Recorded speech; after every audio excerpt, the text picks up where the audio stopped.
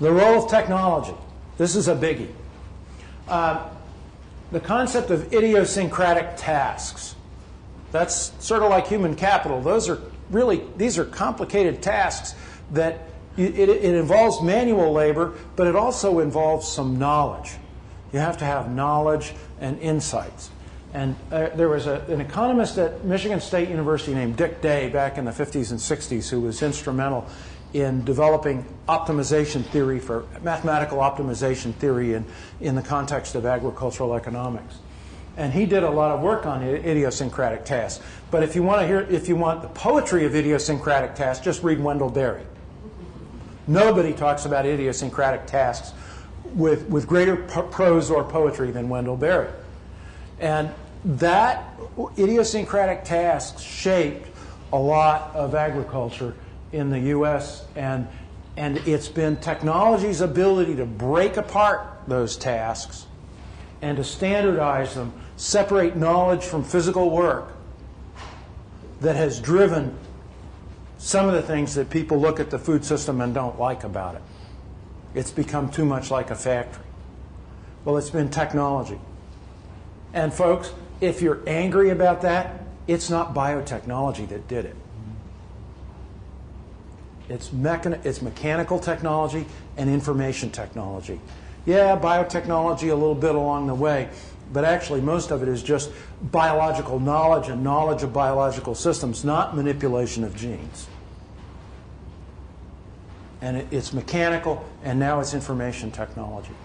Today, on the standard scale of operations for commodity agriculture, what's called precision farming is taking hold. And precision farming does some really good stuff, like reduce soil compaction, allow you to control and minimize the application of inputs.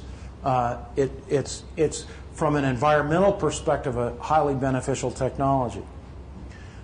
What it means is that you no longer need someone who needs the skills to be able to effectively steer and control a machine and to read sort of, I need to slow down because the corn is heavier in this place. All you need is somebody sitting in the cab who's able to take emergency action if something goes wrong. That's another good example of how technology is breaking things apart. But technology is also empowering. It lessens the burden of physical labor.